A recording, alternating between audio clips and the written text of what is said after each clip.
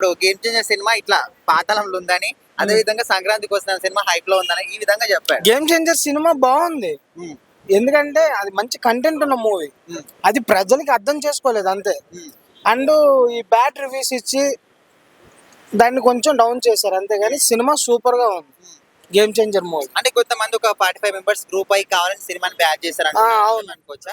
అంటే వాళ్ళు చేసింది ఎలా అంటే రామ్ చరణ్ ఫ్యాన్స్ కి ఎన్టీఆర్ ఫ్యాన్స్ కి ఉమ్, ఆ రెండిట్ల వల్లే జరిగింది అది. ఉమ్. అంతే, ఇంకేం లేదు. అంటే సినిమాలో- సినిమా అయితే బాగుంది బ్రో.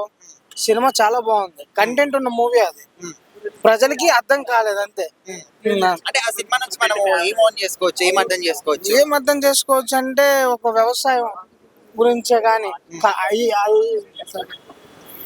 ఐఏఎస్ ఆఫీసర్ గా అయినా సరే ఆ సినిమాలో ప్రతి ఒక్కటి రితంలో చూపించారు. అంటే ఎందుకు ఈ సినిమాని బ్యాడ్ చేస్తున్నారు అనుకోవచ్చు మరి?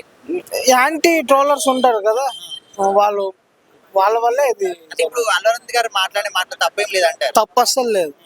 అంటే ఆయన సరిగ్గానే చెప్పాడు కానీ అర్థం చేసుకునే వాళ్ళు సరిగ్గా అర్థం చేసుకోలేదు. అర్థం చేసుకోలేదు అంతే.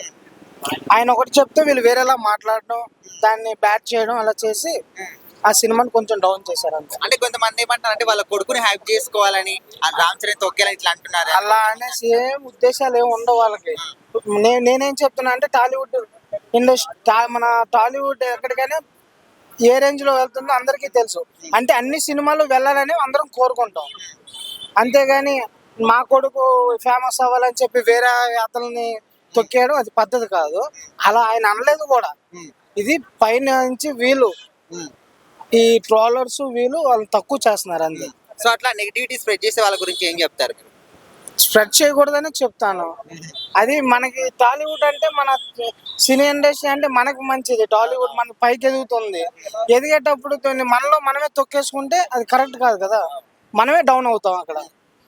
ఆ ట్రాలర్స్కి ఏంటంటే కొంచెం అన్ని సినిమాలకి మంచి రివ్యూస్ ఇచ్చుకొని బాగా సపోర్ట్ చేయాలని నేను చెప్పుకున్నాను. మంచి సినిమాని మంచిగా ఇట్లా నెగిటివ్ చేయకుండా సరిగ్గా చెప్పాలంట. అంతే.